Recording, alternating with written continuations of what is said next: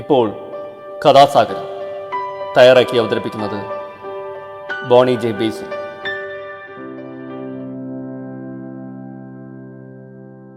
നമസ്കാരം പ്രിയ ശ്രോതാക്കളെ, ഞാൻ ബോണിയാണ്. ആദ്യം തന്നെ ഏവർക്കും പുതുവത്സര ആശംസകൾ. കഥാസാഗരം എന്താണെന്ന് ആദ്യമേ അങ്ങ് പറയാം. കഥാസാഗരം കഥകളുടെ പരിപാടിയാണ്. ഓരോ എപ്പിസോഡിൽ ഓരോ കഥ കേൾക്കാം. നാടോടി കഥകളും മുത്തച്ഛി കഥകളും ഇതിഹാസ കഥകളും പുരാണ കഥകളും ഐതിഹ്യങ്ങളും എല്ലാം ഇതിലൂടെ കടന്നു വരും. മുതിർന്നവർക്കും കുട്ടികൾക്കും ഒരുപോലെ ആസ്വദിക്കാവുന്ന കഥകൾ. അപ്പോൾ ഇന്ന് ഞാൻ പറയാൻ പോകുന്നത് ഒരു മുത്തച്ഛി കഥയാണ്. പല ദേശങ്ങളിലെ മുത്തച്ഛി കഥകൾ എന്ന പുസ്തകത്തിൽ നിന്നെടുത്ത ഒരു വളരെ ചെറിയ ഒരു മുത്തച്ഛി കഥ. പെട്ടെന്ന് അവസാനിക്കും. പറയുന്നതിന് മുമ്പ് അവസാനിക്കും. അപ്പോൾ നമുക്ക് കഥ കേട്ടാലോ. കഥ ഇങ്ങനെയാണ്. ദൈവം മൃഗങ്ങളെയെല്ലാം സൃഷ്ടിച്ചു കഴിഞ്ഞു. അവയ്ക്ക് കണ്ണുകൾ നൽകേണ്ട സമയമായി. കണ്ണ് നൽകും മുമ്പ് ഓരോ മൃഗത്തിനോടും ദൈവം ചോദിച്ചു, ഏതു തരം കണ്ണാണ് നിനക്കിഷ്ടം? എല്ലാം അവിടുത്തെ ഇഷ്ടം പോലെ. പുലി ഒഴികെ മറ്റ് മൃഗങ്ങളെല്ലാം അങ്ങനെ പറഞ്ഞ് ഭവ്യതയോടെ മാറി നിന്നു. മൃഗങ്ങളുടെ വിനയഭാവം കണ്ട് ദൈവം സന്തോഷിച്ചു. അപ്പോഴാണ് അദ്ദേഹം പുലിയെ ശ്രദ്ധിച്ചത്. മൃഗങ്ങളുടെ കൂട്ടത്തിൽ നിന്ന് മാറി തെല്ല അഹങ്കാരത്തോടെ മുഖം വീർപ്പിച്ച് നിൽക്കുകയായിരുന്നു പുലി. നീ എന്താ ഒന്നും മിണ്ടാതെ നിൽക്കുന്നത്? നിനക്ക് കണ്ണ് വേണ്ടേ? വേണം, പക്ഷേ ഞാൻ ഇഷ്ടപ്പെടുന്ന കണ്ണേ എനിക്ക് നൽകാവൂ, പുലി അഹങ്കാരത്തോടെ പറഞ്ഞു. പറയൂ, ഏത് കണ്ണാണ് നിനക്ക് വേണ്ടത്? എനിക്ക് അവിടുത്തെ കണ്ണ് വേണം. തെല്ലും കൂസലില്ലാതെയായിരുന്നു പുലിയുടെ മറുപടി. പുലിയുടെ വാക്ക് കേട്ട് ദൈവത്തിൻ്റെ മുഖം ക്രോധം കൊണ്ട് ചുവന്നു. കണ്ണുകളിൽ തീപ്പൊരി പാറി. ഉഗ്രരൂപനായി അദ്ദേഹം പുലിയുടെ നേരെ പാഞ്ഞടുത്തു. ഇടിവെട്ടും വണ്ണം അലറി, ധിക്കാരി, എൻ്റെ കണ്ണ് ചോദിക്കാൻ നിനക്ക് എങ്ങനെ ധൈര്യം വന്നു? നിന്റെ അഹങ്കാരത്തിന് ഞാനിപ്പോൾ തന്നെ തക്കതായ ശിക്ഷ നൽകുന്നുണ്ട്. അത്രയും പറഞ്ഞതും ഒരു കനൽ കട്ടയെടുത്ത് ദൈവം പുലിയുടെ കണ്ണിൻ്റെ സ്ഥാനത്ത് വെച്ചു. പുലി പ്രാണവേദന കൊണ്ട് പുളഞ്ഞു. ഉടൻ ദൈവത്തിൻ്റെ കാൽക്കൽ വീണ് തെറ്റ് പൊറുക്കണമെന്ന് കേണപേക്ഷിച്ചു. പുലിയുടെ ഭാവമാറ്റം കണ്ട് ദൈവത്തിന് അലിവ് തോന്നി. ദൈവം പറഞ്ഞു, നീ എൻ്റെ കാൽക്കൽ വീണ് തെറ്റ് സമ്മതിച്ചതിനാൽ ഞാനൊരു കാര്യം ചെയ്യാം. നിന്റെ മുഖത്ത് വെച്ച ഈ കനൽക്കട്ടകൾക്ക് ചൂടില്ലാതാക്കി തരാം. ഇനി മുതൽ ഈ കനൽക്കട്ടകളായിരിക്കും നിന്റെ കണ്ണുകൾ. അങ്ങനെ എത്രേ പുലിയുടെ കണ്ണുകൾ എരിയുന്ന കനൽക്കട്ട പോലെയായി തീർന്നത്. ഇത്രയുമാണ് കഥ.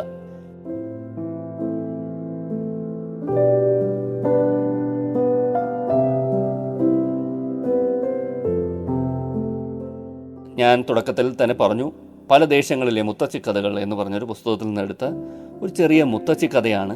ഈ മുത്തച്ഛി കഥ കൊറിയ എന്ന രാജ്യത്തിൽ നിന്നാണ് ഉദ്ഭവിച്ചത്. അപ്പോൾ അതാണ് കഥ. ഈ ചിലർ ജന്മന നല്ല അഹങ്കാരമുള്ളവരായിരിക്കും. അവരുടെ ശക്തിയും ബലവും ഒക്കെ ആയിരിക്കാം. അല്ലെങ്കിൽ പണത്തിൻ്റെ നടുവിൽ വളരുന്നവർക്ക് അത്തരമൊരു അഹങ്കാരമൊക്കെ പലപ്പോഴും ഉണ്ടാവാറുണ്ട് മനുഷ്യൻ്റെ കാര്യമെടുത്ത്. അപ്പോൾ ചിലർ അഹങ്കാരം ചിലപ്പോൾ ജന്മനാ കൂട്ടാറുണ്ട് കൂടെ. അപ്പോൾ അത്തരത്തിലാണ് ഇവിടെ പുലിയുടെ അവസ്ഥ. അഹങ്കരിക്കുക, അഹങ്കാരത്തിൻ്റെ ഒരു ശിക്ഷയൊക്കെ ഇവിടെ ലഭിക്കുക. പിന്നെ മാപ്പപേക്ഷയായി, അതിൽ നിന്നുള്ളൊരു മോചനമായി. എന്നാൽ ചെറിയൊരു ശിക്ഷയൊക്കെ ഉണ്ട്. ഈ കഥ അനുസരിച്ചാണെങ്കിൽ ചില ശിക്ഷകൾ ഉപകാരപ്രദമായി മാറും അല്ലേ മറ്റു പലർക്കും. പുലി ഇരുട്ടത്ത് ദൂരെ നിൽക്കുമ്പോൾ തന്നെ ആ കണ്ണുകളുടെ തിളക്കം നമുക്ക് കാണാം. പുലി വരുന്നതായിട്ടൊക്കെ നമുക്ക് വേണമെങ്കിൽ മനസ്സിലാക്കാം അല്ലേ. ഒരു ടോർച്ച് വെളിച്ചത്തിലൊന്ന് അടിച്ചു നോക്കിയാൽ ഇതൊക്കെ വെട്ടിത്തിളങ്ങും ഈ കണ്ണുകൾ, പുലിയുടെ കണ്ണുകൾ. അല്ലെ പൂച്ചയായാലും ഒക്കെ അല്ലേ. അപ്പോൾ അങ്ങനെ ഒരു ഗുണമൊക്കെ ഉണ്ട്. ചില ശാപങ്ങൾ ഉപകാരപ്രദമാകും. നമ്മൾ എപ്പോഴും റൂട്ടഡ് ആയിരിക്കണം എന്നൊരു പദം ഞാനിവിടെ ഉപയോഗിക്കുക. നമ്മളെവിടെയാണോ അവിടെയുമായി, ആ പ്രദേശവുമായി അല്ലെങ്കിൽ ആ അടിത്തറയുമായി ഒരു വേരൂന്നിയ അവസ്ഥ ഉണ്ടായിരിക്കണം അല്ലേ. അതുമായിട്ട് ഇഴുകിച്ചേർന്ന അല്ലെങ്കിൽ ദൃഢമായി വേരുറച്ച ഒരവസ്ഥയിലായിരിക്കണം അല്ലേ? നാം എവിടെയാണോ ആ പ്രകൃതിയുമായി അലിഞ്ഞു ചേർന്ന ഒരവസ്ഥയിലായിരിക്കണം. അതാണ് അല്ലേ? അതൊക്കെ വേണമെങ്കിൽ നമുക്ക് അങ്ങനെയൊക്കെ വ്യാഖ്യാനിക്കാം ആ ഒരു പദത്തെ. നമ്മളൊരു തുരുത്തല്ല, നമ്മളൊരു വലിയൊരു നെറ്റ്വർക്ക് അല്ലേ? വലിയ സങ്കീർണമായ ഒരു നെറ്റ്വർക്ക് എന്നൊക്കെ വേണമെങ്കിൽ പറയാം.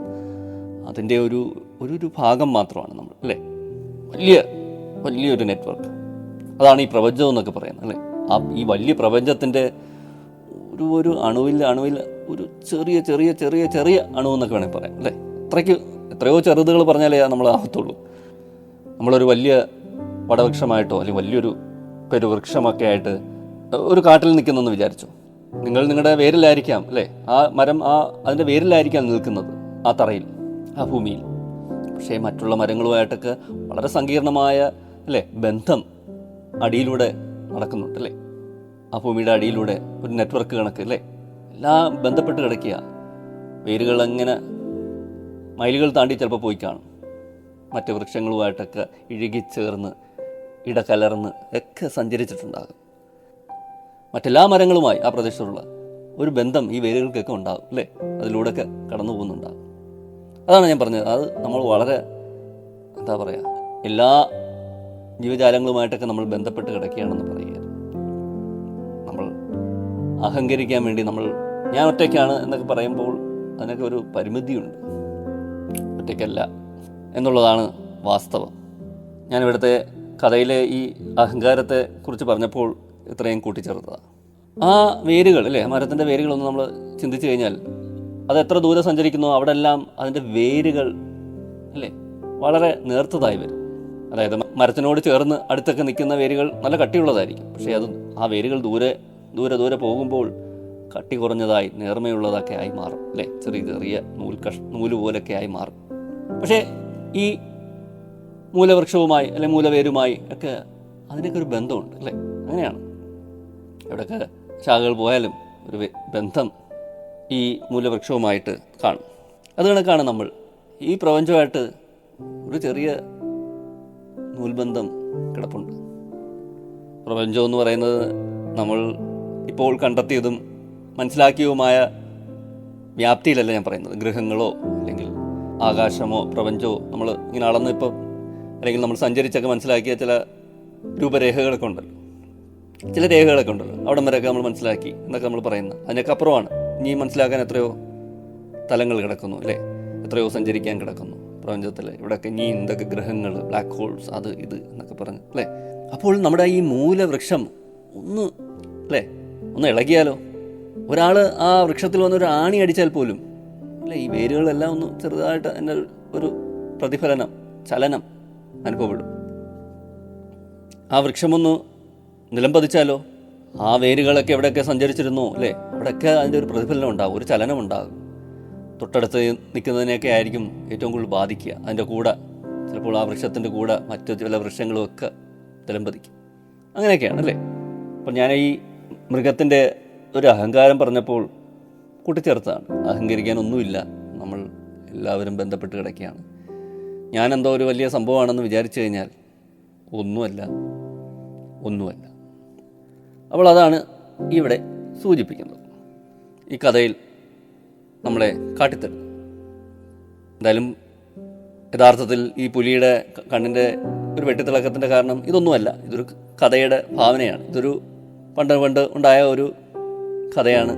ആ കഥയുടെ ഭാവനയെ നമ്മൾ അല്ലേ പ്രശംസിക്കുന്നു അല്ലേ, അപ്രിഷ്യേറ്റ് ചെയ്യുന്നു അല്ലേ? അത് രസകരമായൊരു ഭാവനയാണ്. എന്തുകൊണ്ട് ആ പുലിയുടെ കണ്ണ് ഇങ്ങനെ വെട്ടിത്തിളങ്ങുന്നു എന്നൊക്കെ പറഞ്ഞ് അതിനൊരു കാരണമൊക്കെ കണ്ടെത്തുകയാണ്. അതിനൊരു ശാസ്ത്രീയ അടിത്തറയുമില്ല. എന്നാൽ നമ്മളെല്ലാവരും കഥ ആസ്വദിച്ചു. പക്ഷേ അതിൻ്റെ മുന്നിൽ നമുക്ക് ഒട്ടേറെ ചിന്തിച്ച് മനസ്സിലാക്കാം അല്ലേ? ഒട്ടേറെ കാര്യങ്ങൾ നമുക്ക് ഗ്രഹിച്ചെടുക്കാം, ചില പാഠങ്ങളൊക്കെ, അല്ലെങ്കിൽ നമ്മുടെ പ്രപഞ്ചവുമായിട്ട് ബന്ധപ്പെട്ട ചില കാര്യങ്ങളൊക്കെ. അപ്പോൾ അതുമായിട്ട് ബന്ധപ്പെട്ട് നമുക്ക് മനസ്സിലാക്കാൻ സാധിക്കുന്നത് അഹങ്കരിക്കരുത് എന്നുള്ളൊരു പാഠമാണ്. ഞാൻ കുറച്ചുകൂടി ഒന്ന് കടന്നിട്ട് നമ്മൾ അഹങ്കരിക്കേണ്ട ഒരു കാര്യവുമില്ല. നമ്മൾ എല്ലാവരുമായിട്ട് നമ്മൾ ഓരോരുത്തരും ബന്ധപ്പെട്ട് കിടക്കുക എന്ന വസ്തുത കൂടി ഒന്ന് ചൂണ്ടിക്കാണിക്കാൻ ശ്രമിച്ചതാണ്. ഇത്രയും പറഞ്ഞുകൊണ്ട് ഇന്നത്തെ കഥാസാഗരം ഞാനിവിടെ അവസാനിപ്പിക്കുന്നു. അടുത്ത എപ്പിസോഡിൽ കാണാം. പുതിയൊരു കഥയും പുതിയ കുറച്ച് വിശേഷങ്ങളുമായി. ഇത്രയും നേരം എന്നെ കേട്ടിരുന്ന എല്ലാവർക്കും നന്ദി, നമസ്കാരം. Signing off, Boney.